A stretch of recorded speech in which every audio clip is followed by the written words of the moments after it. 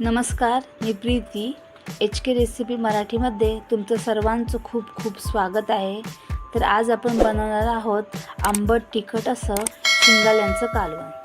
तर हे बघा, इथं आपण या शिंगाल्या घेतलेल्या आहेत। या ना पहिल्या पावसात शिंगाल्या येतात, म्हणजे पहिला पाऊस पडला की अशा या शिंगाल्या येतात। हे बघा, एकदम टेस्टी लागतं याचं कालवण। हे बघा, एकदम ताज्या ताज्याच आहेत। तर या कशा साफ करायच्या हे आता आपण बघणार आहोत। तर हे बघा, इथे एक मी शिंगाली घेतलेली आहे। तर पहिला आपण हे बघा हे कट करून घेणार आहोत।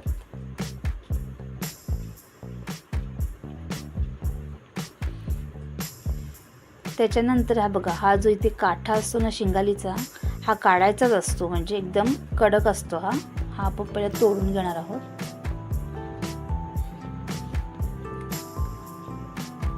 त्यानंतर त्याची शेपटी सुद्धा आपण कट करणार आहोत। आता आपल्याला काय करायचं आहे, शिंगालीची जी ही गालफट असतात ना, हे बघा, ही अशी याच्यामध्ये अशी दोन बोटं घट्ट असं पकडून घ्यायचं याला आपल्याला, कारण की चिकट असते। हे बघा, नंतर आपल्याला घट्ट पकडल्यानंतर असं खेचायचं आहे। जरा सावकाशच खेचायचं आहे, कारण ते चिकट असते, ती शिंगाली सटकते हातातून। अशी घट्ट पकडायची आणि अशी खेचायची।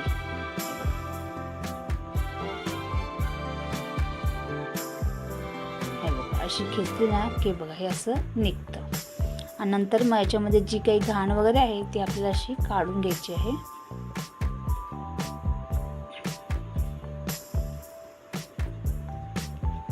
सर्व घाण आपल्याला अशी काढायची आहे।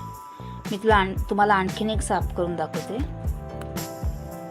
हे बघा, इथे आपण घेतलेली शिंगाली पुन्हा आपल्याला असं हे फोडून एक कट करायचं आहे। त्यानंतर याचा काटा सुद्धा आपल्याला काढून घ्यायचा आहे।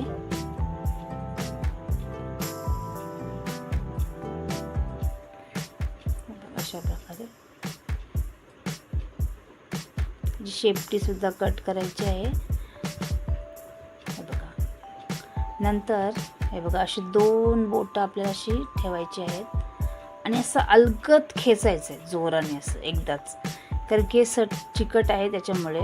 हे बघा, घट्ट पकडून खेचल्यानंतर निघतं लगेच ते। हे बघा, याच्यामध्ये अंडी सुद्धा आहेत आणि याच्यावरची जी घाण आहे सर्व ती आपल्याला अशी काढून घ्यायची आहे।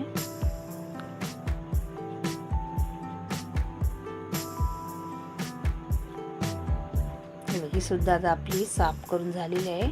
अशा प्रकारे सर्व शिंगाले मी आता साफ करून घेते।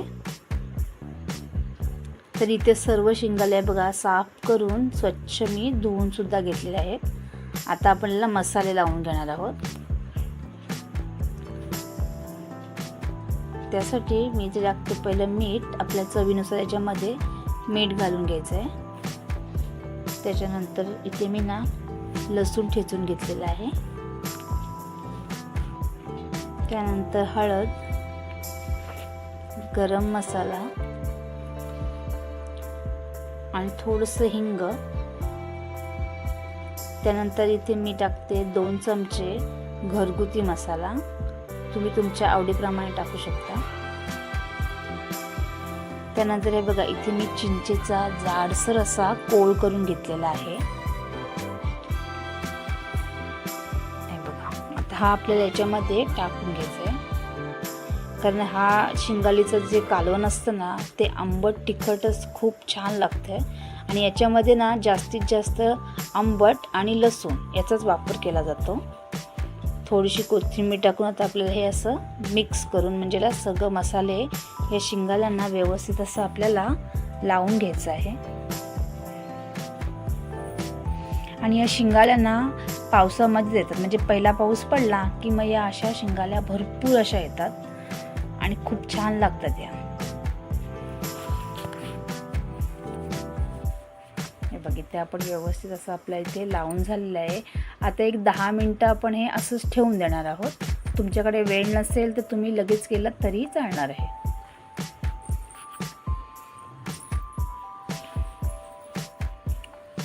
तर मी इथे तेल गरम करत ठेवलं आहे। आता आपण याच्यामध्ये टाकणार लसूण भरपूर टाकायचं। आता लसूण आपल्याला हा छान असा परतून घ्यायचा आहे. थोडा आपल्याला हा असं म्हणजे गोल्डन करून घ्यायचं आहे. थोडा लसूण आपल्याला परतून घ्यायचं आहे, कारण की जितका आपण छान परतू ना तितका तो त्या फोडणीला टेस्टसुद्धा छान येते. आणि थोडीशी मी त्यामध्ये कोथिंबीरसुद्धा टाकलेली आहे.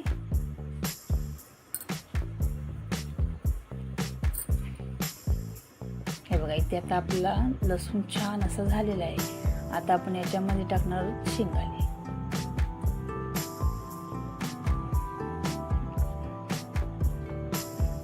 हे बघा, मस्त वास येतो आत्ताच, कारण की आपण लसूण छान आपण परतून घेतलेला आहे. आणि मग फोडणी जशी चांगली बसली ना की कालवणसुद्धा छान होतं आणि वाससुद्धा मस्त येतो एकदम.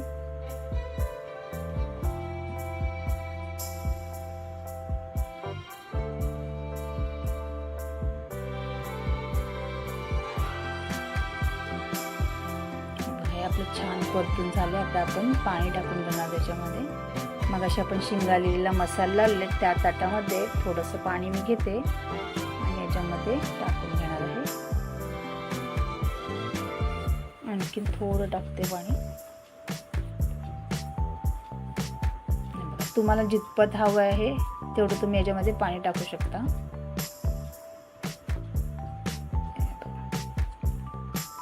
तर इथे मी थोडं आणखीन पाणी टाकून घेतलेलं आहे. आता झाकण ठेवून आपल्याला हे शिजवून घ्यायचं आहे.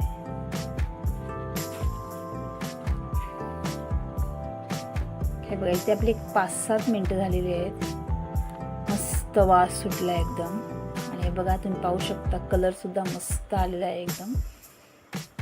आणि आपले शिंगाले सुद्धा इथे बघा आता शिजलेले आहेत. यांना जास्त वेळ नाही लागत, एक 5-7 मिनिटात ही शिजून होतात. आपला आता इथे कालवण रेडी झालेलं आहे. आता आपण याच्यामध्ये टाकणार थोडीशी कोथिंबीर आणि आता आपण गॅस बंद करणार आहोत. तर इथे आपलं बघा पावसाळा स्पेशल शिंगालीचं आंबट तिखट असं कालवण तयार झालेलं आहे. हे तुम्ही भाकरीसोबत, चपातीसोबत आणि गरम गरम भातासोबत तर एक नंबर लागतं हे. आणि जर तुम्हाला माझी रेसिपी आवडली असेल तर रेसिपीला लाईक करा, शेअर करा आणि चॅनलला सबस्क्राईब करा.